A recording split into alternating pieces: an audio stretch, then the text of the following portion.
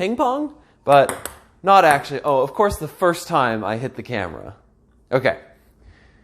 Hey, I'm Pep, and in this Pep Talk, we're going to talk about ping pong, I guess. Not actually. What we're really talking about is the idea that you can play games that aren't board games. And I'm not trying to be a jerk, like, of course, you might not enjoy a bunch of different games. I'm not sure how annoying that is either. But the idea is there's a lot of games and activities that are kind of like board games. They're played on a table, and maybe they're not things that you have played a lot, but they're things that are perhaps easier to do with people that you're living with and quarantined or isolated with that don't actually like board games.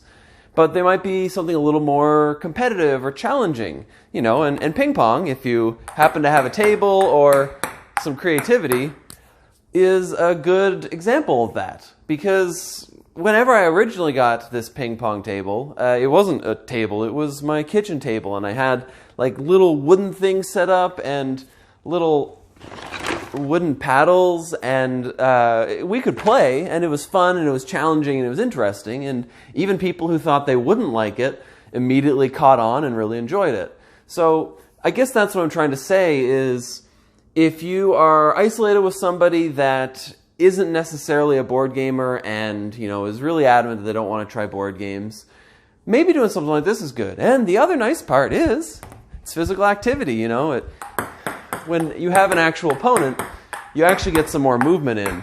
Now, just in case we're this far in and somebody's like, who are you playing ping pong with? I thought you were alone. Well, I'm playing with myself. My table folds up and I'm just hitting it against the backboard. And that's the other thing is when you have something like that, you might have the opportunity to play yourself. You can practice your skills, whether it's ping pong, whether it's... Well, I guess you can't really play chess or checkers against yourself, but you can play with opponents online. And yeah, it might just be a good idea to find some different things other than just board games to play. Somebody did an interview with me for a newspaper recently, humble brag, and they were asking, so what did you do, like, besides gaming, before all this started, before you had to do isolation? And I started going over all the different games I played and stuff, and he's like, no. Like, what would you be doing other than gaming? I just had to, like, look up. Nothing? I mean, I go to the movies and go for hikes sometimes, but even when I'm hiking, I'm usually either playing Pokemon Go or maybe even geocaching, which someone might consider a game. So, not to say that it's a bad thing to only play board games, but, if you have other things that you enjoy doing, then that ball hit the camera and it's lost.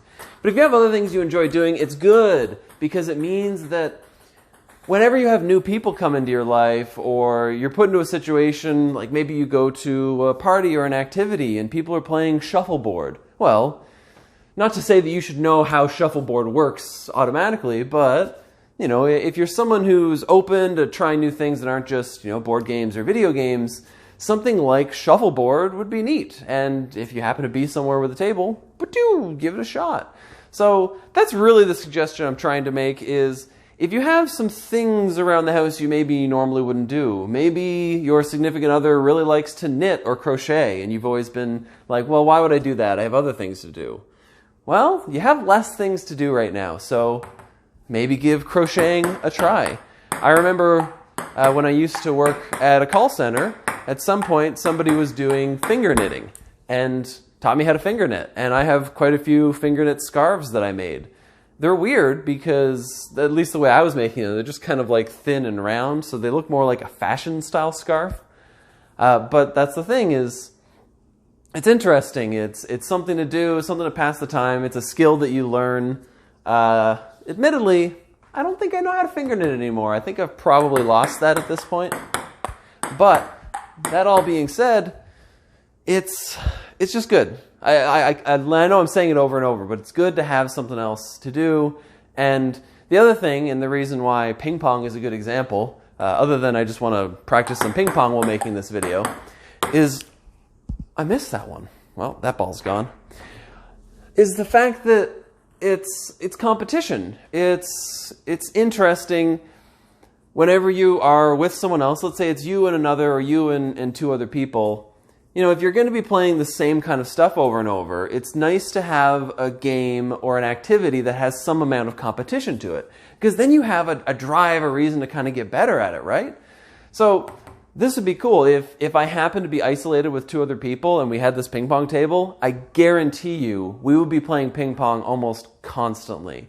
Because, you know, sure, there's other things we can do. We can play a lot of video games and whatnot, but not only is this, you know, a little bit of physical activity. I hit the camera again. Last ball. Not only is it some sort of physical activity, it's also just, it's fun, it's competitive, it's challenging, you can learn new things, you learn new techniques, new ways to make the ball spin, and whatever it is, maybe you have crokinole, maybe you have Jenga. Jenga's weird, because Jenga is clearly a board game, but I see it as more of an activity kind of like this, and so yeah, maybe you get really good at Jenga during this whole thing, and yeah, really that, at the end of the day, is the point I'm trying to make, is try new things, try different things, especially if you're with somebody. And hey, maybe you don't play board games and you happen to be watching this video right now. Well, if you're with someone who plays board games, try out some board games with them. If you're someone who board games and you're with someone who mostly plays video games, try some video games out with them. If a lot of your friends play video games online, maybe almost everyone you know plays Minecraft and you haven't tried it yet. Try it. Sit down, play with people.